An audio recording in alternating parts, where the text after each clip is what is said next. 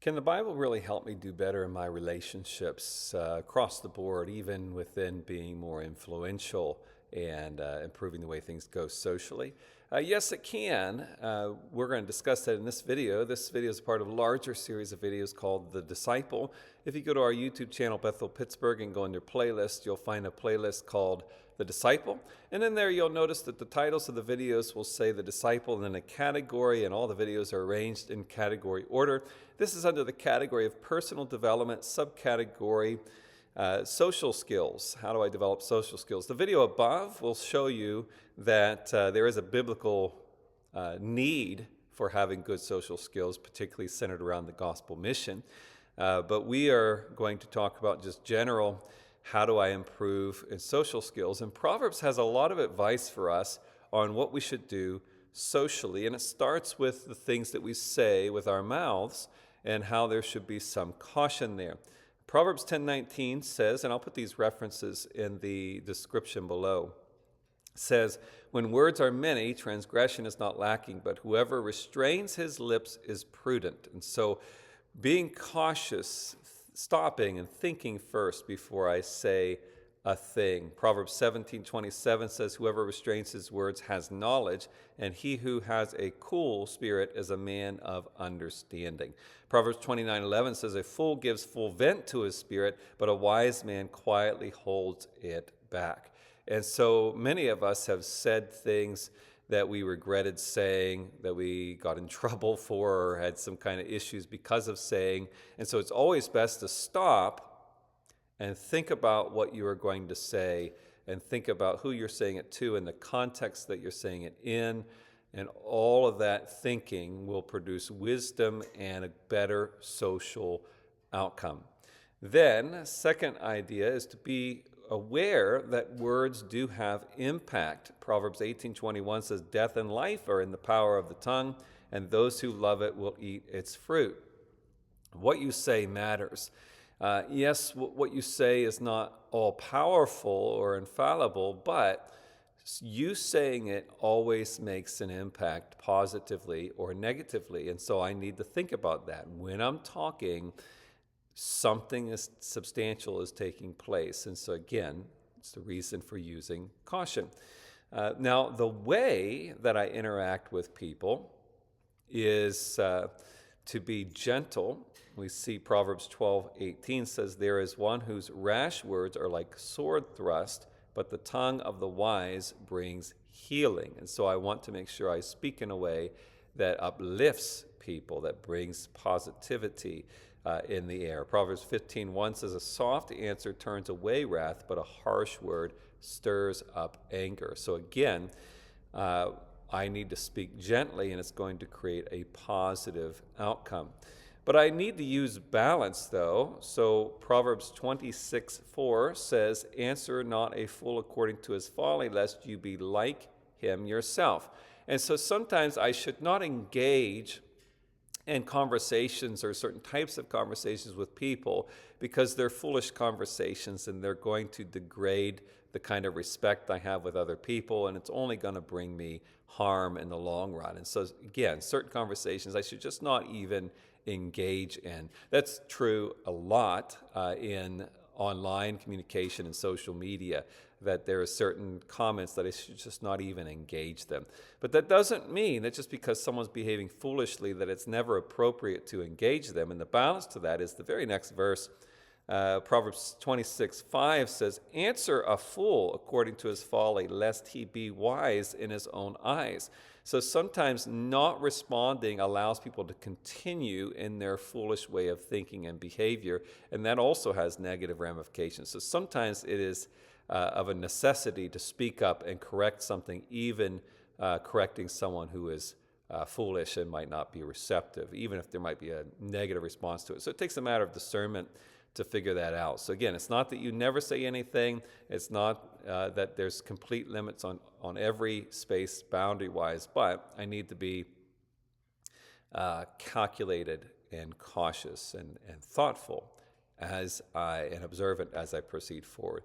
Some general realities to consider that are offered in Proverbs 18:1 says, whoever isolates himself seeks his own desire. He breaks out against all sound judgment. So isolation is not the answer. It doesn't mean that I shouldn't avoid certain people or certain types of circumstances, but it should never be in its entirety. I should not isolate myself. There is a lack of wisdom in that. And obviously I'm going to fail socially if that's the choice that I take. But I get it. I understand why people end up with all kinds of bad experiences and emotions that they're dealing with that motivates them to do that. But isolation, according to Scripture, is not the wise way to go. Then Proverbs 14:13 says, even in laughter the heart may ache, and the end of joy may be grief. So what's it saying there? Someone might appear to be happy, but they're not, which means that things aren't always as they appear, and I need to be paying attention to that. This is what makes social skills so complex, is people put on a front, and there are ramifications to that if I'm misguided in what's happening there. So I need to not just take at face value what I see being presented to me. I need to again, be observant and watchful and cautious. Proverbs 18:4, however, says, the words of a man's mouth are deep waters. The fountain of wisdom is a bubbling brook. So I need to realize that when people are saying things, they are revealing things. Even if they are not being honest, they are still revealing something. And the one that should make me be more cautious in what I say, because when I say things, I am intentionally or unintentionally revealing things to those that are around me that are paying attention to what I say, even picking up on subtleties that I'm revealing when I'm not saying direct things. But also, if I'm observing and paying attention to what the people are saying to me or around me, it is revealing a person's heart, a mindset, their intentions.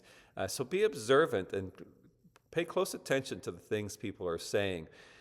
You unfortunately will find that sometimes there's a lot of sad things to discover in the truth of what's being said around you. So, but it'll guide you. It'll guide you on how to correct things and modify things and move in the right direction. So pay attention to words. A fourth general reality to consider is Proverbs 18:13 says, if one gives an answer before he hears, it is his folly and shame.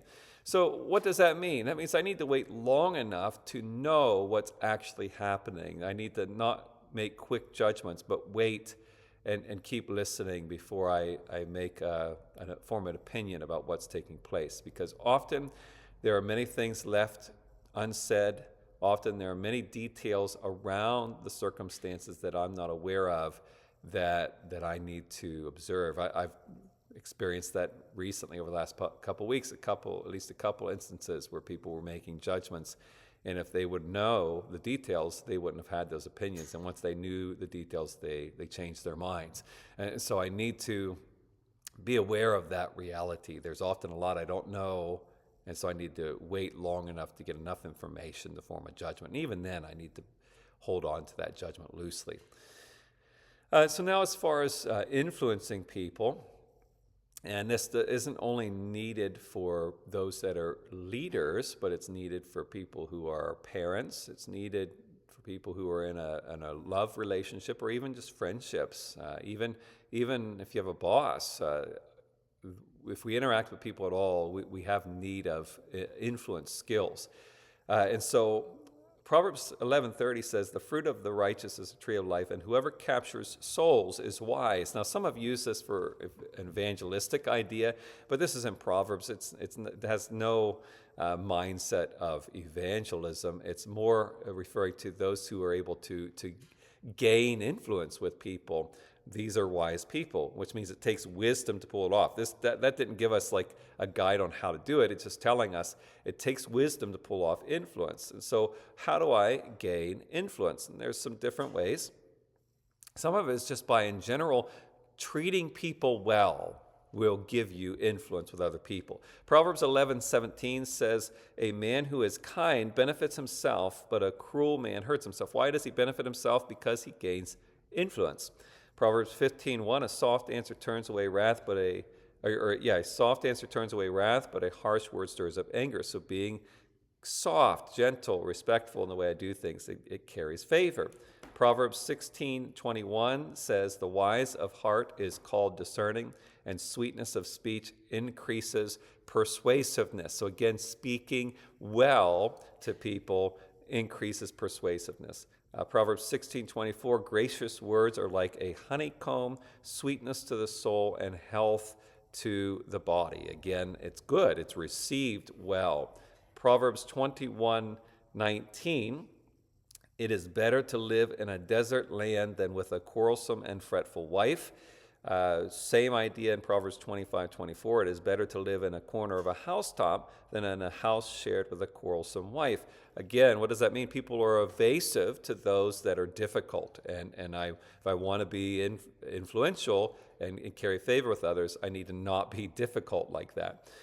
Then Proverbs 21:21, "Whoever pursues righteousness and kindness will find life, righteousness, and honor." Where are they receiving honor? From the people that they are interacting with. Proverbs 25:17, "Let your foot be seldom in your neighbor's house, lest he have his fill of you and hate you." So I need to respect people's, and in doing that, respecting people's boundaries will allow me to not lose the favor that I have. Then Proverbs 25:20, "Whoever sings songs to a heavy heart is like one who takes off a..." So in other words, there's an appropriate response. Sometimes I need to respond cheerful and happy and upbeat. Sometimes I need to respond with calmness and seriousness. And I need to read the person. And doing that is going to also impact the kind of credit I have with people, social credit I have with people, good or bad. Then lastly, cultivating value in your life gains you access to others. Proverbs 18:16 says, "A man's gift makes room for him and brings him before the great." And so if I'm good at something, and it could be any number of things, it could be just that I give wise advice. If there's any level of good that I can cultivate and develop in my life, abilities, skills, and I use them, and I'm making them seen in the way I use them, it's going to gain me favor. It's going to put me before influential people. And so these are behaviors, and these are things to pay attention to as I'm socially interacting with others that are going to improve the outcomes that I experience. Proverbs gives us a lot of this.